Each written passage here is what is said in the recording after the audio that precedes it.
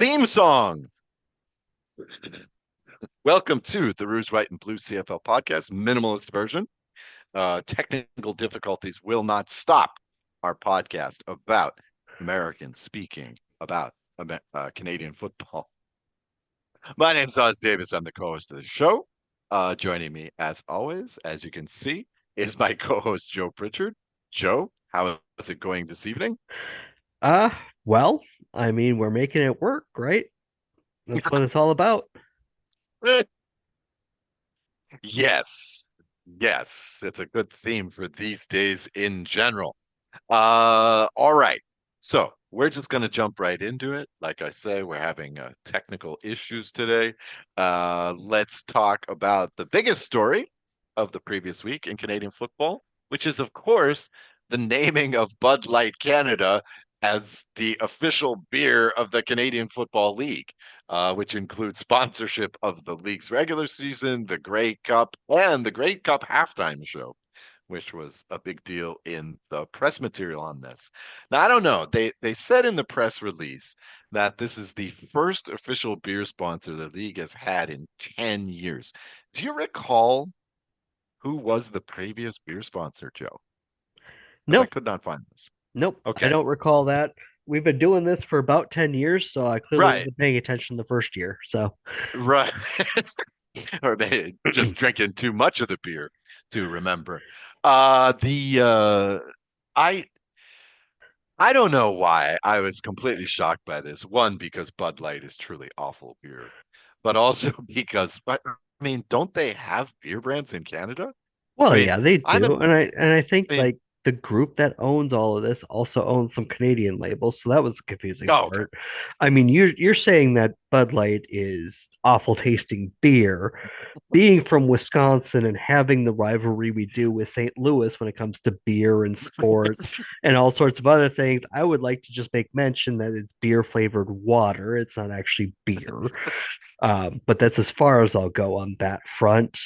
Not that I've had any reason to dislike St. Louis in the past couple of weeks or anything, right? I mean, the Brewers play the Cardinals on a consistent basis, and oh yeah, there was this hockey thing going on too, right? Yeah, hockey thing going Matter of on. fact, Go. yeah, my kid goes to school at a school that's attached to a church. Uh, so I noticed, like right as the series was starting a couple weeks ago, a car parked in that parking lot with the St. Louis Blues like license plate holder thing, right? And then I've noticed it every couple of days since. So I'm assuming it's somebody that works at the school. So I go do pickup every day. So of course today I made sure that I wore my Winnipeg Jets hat, just in case somebody were to notice. I didn't figure I was in any like and there was no way I'd get in a fight given it's a church parking lot. But, that would Let's be hope. that to defend your team, that might be worth it, right? Mhm, mhm. Okay, but nothing came of it. Nothing Nothing did came of come it, of of it. course. I mean, Okay. it's a Okay. church parking lot, but like, maybe a guy would give me 2 minutes before I go to the locker room in the sky for that one, right? Yeah, there you go. There you go. The I wanted to say more on this beer thing. I'm just a huge beer fan as well as a huge CFL fan, so I have to comment on this. In the press, because one of the first things I was thinking of is, oh, I don't know, tariffs. But the press material for this occasion, for this announcement, emphasized that this was Bud Light Canada that was the sponsor of this deal. So I don't know. I was a little bit disappointed. I'm old enough to remember that the Red Sox, Boston Red Sox, used to be sponsored by Labatt's. And I don't know what happened to Molson on this. I don't know what happened to Labatt's on this, but Yeah, and there you have it. what's funny too, at every Grey Cup I've been to, which is like 8 and going on 9, Yeah. hopefully at the end of this year, like the beer you'd buy at the Spirit of Edmonton and like every other event would be Molson. So I'm kind of confused. Mhm. Like I've never bought a Labatt's at a Grey Cup. I could buy a Labatt's at the local liquor store here, Mhm, but at a Grey mhm. Cup? I've never had a Hmm. Labatt's. So Wow. now, Well, yeah. mind you, this last time around, I skipped the Molson because they closed. Molson Coors closed the brewery in town in going in January, and we got the news of it right before I went to Grey Cup. So I had a lot of Granville Island because we're in Vancouver. So I figured Mhm. I'd support somebody local instead of the company that was tearing the what 150-year-old brewery out of town. So Yeah. not that we're bitter or anything, right? More bitter than the beer. Well, yeah, I Right. mean, definitely more bitter than Bud Light because Bud Light is just basically slightly beer flavored water, right? Beer flavored water. I'm sure our friends at Brew Crime have thoughts on this too. So you guys let us know Ah, what you think. right. Right. Absolutely. Yeah, I want to hear about that. Okay. So, of course, in all seriousness, the real headline news last week was all about the draft. Of course, as fans of the league know, I always have to keep in mind that, like they say, every podcast could be somebody's first episode. So, as CFL fans know, the CFL draft is actually a two-part affair, with that global draft taking place before the CFL draft. I guess the global draft is the one between the NFL draft and the CFL draft. And actually, some pretty interesting stuff. These global draft picks are getting a lot more play in the league every year, I notice. What I thought was really interesting was there was a trade on draft day involving your Bombers, Joe, and unfortunately the hated Hamilton Tiger Cats, in which the Bombers and the Ticats traded a couple of marginal players. The Bombers sent defensive lineman Kyle Sampson to the Tiger Cats for running back Matthew Peterson. Sampson debuted in the Grey Cup last year. Peterson did not play at all last year. So the players themselves were not such a big deal, but it seems to me that Winnipeg made this pick so that they could move up from number 8 in the global draft to number 2, where they took a really interesting looking player, defensive lineman from Britain, Kamari Munier Bailey. He played last season at Weber State in American college football. So I don't know. Do you know anything about Munier Bailey? I don't, but I know that the Hmm. Bombers tend to take that global spot a lot more seriously than some other teams do. Hmm. I was seeing Calgary fans talk about the global draft and making fun of the fact, oh, two more Aussie punters for camp, because that's what they seem to do every year, right? Well, the Hmm. Bombers have had guys like Theodric Hansen and Les Maruo take that spot and play significant, at least significant special teams time. Hansen even played some defense too. So Hmm. they're not Hmm. just going, oh, look, another punter. They're going, what are we missing? What's Right. out there? What can we do to make use of this spot? Right. So just another way of them doing that this year. Yep.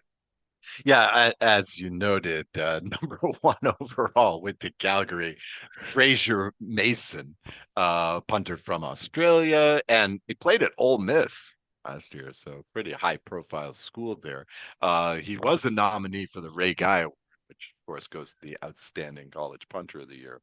So, I mean, you're right. Calgary tends to go punter, kicker, punter on these global drafts, but who knows? Maybe Mason will stick this year. Um, okay. So going into the draft, you know what, Joe? Okay, I'm going to admit ignorance on this. How is the CFL draft order done? Like, how is this decided? Pretty much the same way Is as every the NFL would, right?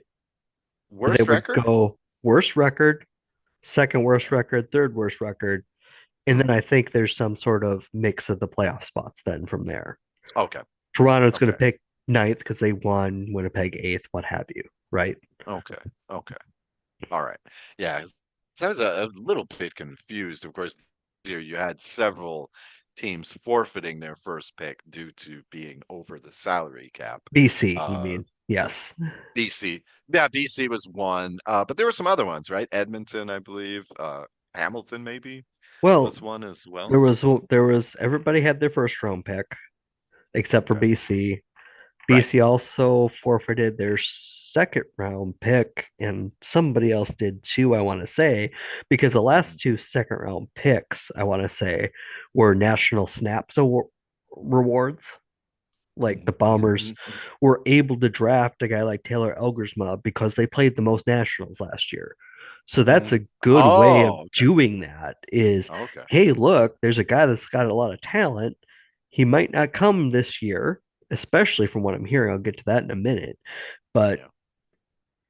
it's a reward for the fact that you're playing a ton of nationals already. Mhm, Take a swing at a big one, right? mhm, And if he doesn't come, well, you still got plenty of nationals because you've obviously been playing them, right? mhm.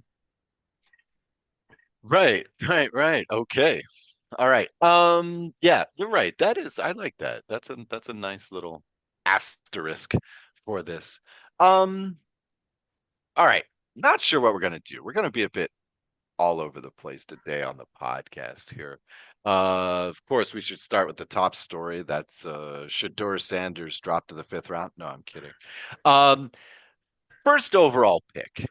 Wanted to talk about this one. Calgary drafted first by dint of worst record. Damon Alford of Utah. Now, doing a little bit of research because first thought, this guy, he could be a great fit for Vernon Adams Jr. He's noted for his speed. He does not have that typical Canadian size. Let's say, usually, of course, the CFL draft tends to come down to a lot of guys who are just a bit shorter, a bit smaller, slightly slower than your NFL counterparts. But Damon Alford seemed to check all the boxes. The weird thing is that he played, or at least he was on the roster for 4 seasons in Syracuse. He went to Utah last year, but somehow took a DNP. So I'm not sure what's up with Alford. His numbers at Syracuse seem to be pretty good. Um, so I'm not sure what's up with him. You don't typically draft first rounder and then put them on special teams. So I assume that they want uh, him to play. But again, I'm not really sure what's going on. If there's any Utah fans out there, or even Syracuse fans, please tell us why he took this DNP last season. 'Cause he looked like a pretty decent prospect on the face of it. Calgary also had the number 8 overall, and they took Yukon offensive lineman Christopher Fortin. The book on this guy seems really good. So Calgary I'm no, yeah, Calgary in general seems to have had a pretty good draft, as far as I could tell. Um, I also noted number 3 overall was Keelan White. Keelan White of Montana, that classic breeding ground for CFL players. He goes to the Ottawa Redblacks. Got a pretty nice bio there. He was actually named the offensive MVP for the Montana Grizzlies in 2023. Last season, he had 52 catches, 628 yards, and 11 touchdowns. So nice pickup there in Ottawa. Now, you hinted at it before. There's a couple of other teams I wanted to go to, but you hinted before that Winnipeg made some nice strong picks in the draft, but they might be tied down to the NFL. Well, we'll see. Both Connor Shea, the the sixth overall pick, and Taylor Elgersma went to Green Bay for their rookie camp, which you can do as an undrafted, even unsigned free agent. You get some invite spots. And the Packers did something interesting today in making a cut right after that. Usually you'd wait until training camp, uh, give players a full run at things, but they cut a player And I saw mentioned both on the official website by Wes Hodkiewicz and by or Jason Hirschhorn on Blue Sky that they were mentioning that they thought that Taylor Elgersma had a very strong rookie camp. He's also been invited to the Giants rookie camp as well, but at least Hirschhorn was making mention that that roster spot the Packers freed up might be because they're going to offer Taylor Elgersma a contract. Now that came about 4 or 5 hours ago that um, the skeet or what have you came out. So I don't think there's been any official action taken on that, and it might be incorrect to be fair, but based off the timing and the fact that it seems like Taylor Elgersma impressed, Green Bay might have themselves at least a training camp quarterback. Now, if I'm Okay. sitting here as a Bomber fan and a Packer fan, I'm going, okay, Jordan Love is there as the number one quarterback in Green Bay. That's not going to change for quite a while, just the way it's going to be, especially with the money that's presented to him. So I'm not sitting here thinking Taylor Elgersma is going to end up as the starting quarterback in Green Bay anytime soon. On the other hand, if I'm Winnipeg, you're thinking, okay, you have a young quarterback, got a lot of tools, hasn't played the professional game yet. He's probably going to redshirt for a year or two anyway, sit on the Yeah. bench, watch what's going on. In my mind, what's the difference if that goes happens in Green Bay or if that happens in Winnipeg? Because last I checked, Green Bay is pretty darn good at developing quarterbacks.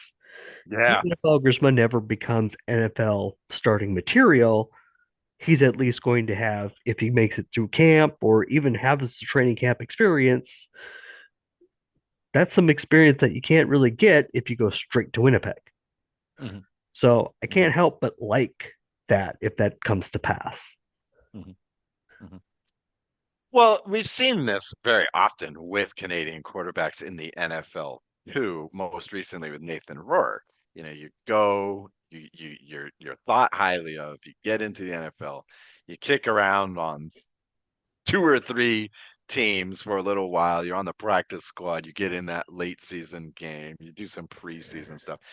He might be back in the CFL before too long anyway, you know. Right. So And uh you're not drafting a guy like Elgersma to come in and start this season.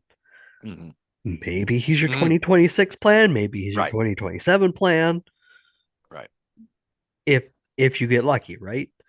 right. So whether he spends a season or two down south or he spends a season or two with you on the bench, Mhm, you'd love to give him exposure to the Canadian game, but he's already got some of that because he played at Laurier. mhm, mhm, So you're not taking an American that's never seen the CFL game before. right. You have a guy that has some of that experience. He's going to get tutoring from one of the very best organizations to tutor quarterbacks in. Mhm, mhm, As long as he, in Winnipeg's mind, as long as he doesn't stick there forever, it can be nothing but beneficial, right? right, right. Free Exactly. And then development you're not even at that paying a point. salary on that, and you get a Right, chance to look at another guy if you want to, right, right, and you still right, have the draft right, rights. right. Yeah. Now, I'm glad you brought that up because there was a similar situation over at the official website, CFL.ca. They made much of the fact that Curtis Rourke, who played at Indiana, was drafted into the NFL. That's the first time that's happened to a Canadian quarterback in X number of years. Now they're reporting him as being drafted in round 5. He was actually drafted in round 7. I was kind of surprised actually that Rourke didn't go higher in the NFL draft. I mean, he played at Indiana last year, and Indiana, of course, had maybe the best season post In World War school II. history. Yeah, at least post the 40s, Oh yeah, right? for I sure. mean, Because I this think they made was one Rose Bowl in that whole right, time, and that was like in right. the late '60s or something like that. Yeah, yeah. Yeah, and I mean, 10-win team last year. I was looking at the stats today, looking at the YouTubes today. 69.4% completion percentage, 29 TDs versus 5 interceptions, over 3,000 yards passing. Um, he did take 20 sacks, which may indicate he's holding onto the ball a bit too long, but this is That's something less that than two can, sacks a game, though. yeah, yeah, yeah. I mean, this is something that could be improved. But yeah, I was just shocked. Now, he was drafted by the 49ers, and of course, this is the team that famously drafted Brock Purdy with the very last pick in the draft and turned him into a starter for a playoff team. So, Also, um, a franchise that does pretty well when it comes to developing quarterbacks. right? Yeah, yeah. And you don't even have to be a Shadur Sanders to start at quarterback in San Francisco either. They prefer the system quarterback anyway. Nevertheless, he was drafted by the Riders in round 3. So maybe again thinking of that free development prospect And they're looking for 3, 4 years out, right? yeah, Because right. you still got Trevor Harris for a year or two. Who knows? Hmm.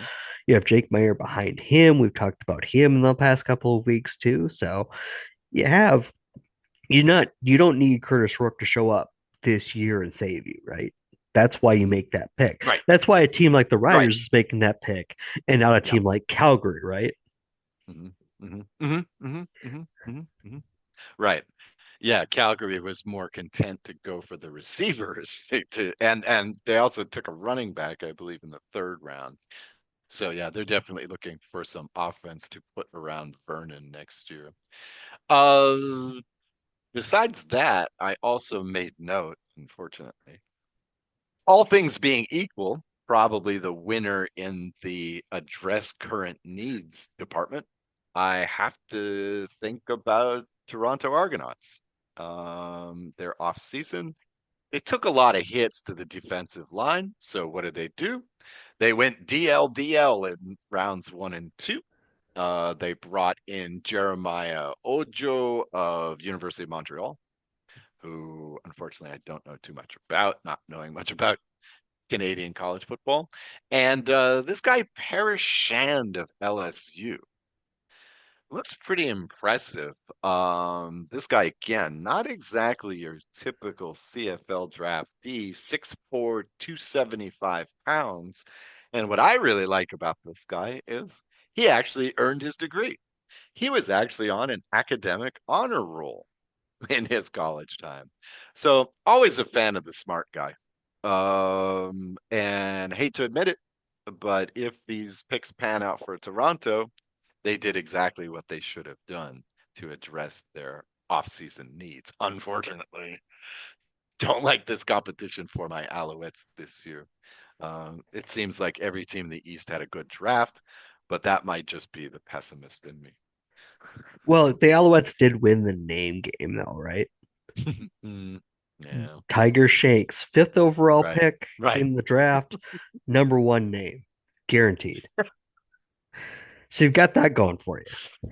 Right, right, right. I just want them to put him on the right side because we got that nice Quebecois connection on the left side of the line this year. So if Tiger starts, let's put him on let's make him the right tackle. So yeah, I did like the Shanks pick. I did. I did. I'm happy to welcome him to my Montreal Alouettes.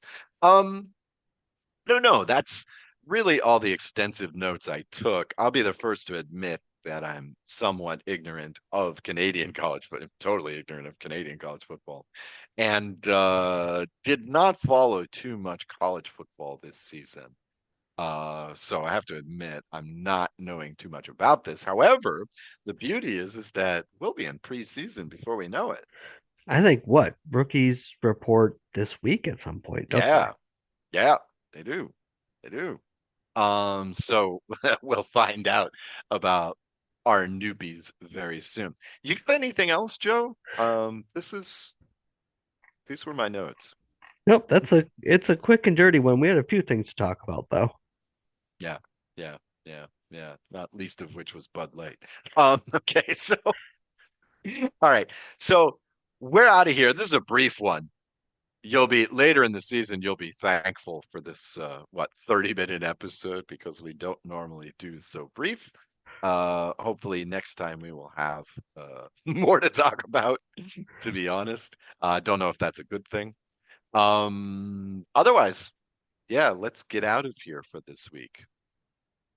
Do I have a second, Joe? We You do. want to? You want to throw on Okay. the theme music again? Oh, yes, theme music. It's a great song. On the podcast, you'll hear it. On the video version, you will not. So just imagine you're hearing Cloudy by DJ Anitek, which is our theme song. Otherwise, for my co-host Joe Pritchard, my name's Oz Davis. This has been the Rouge, White, and Blue CFL podcast, and we will talk to you real soon.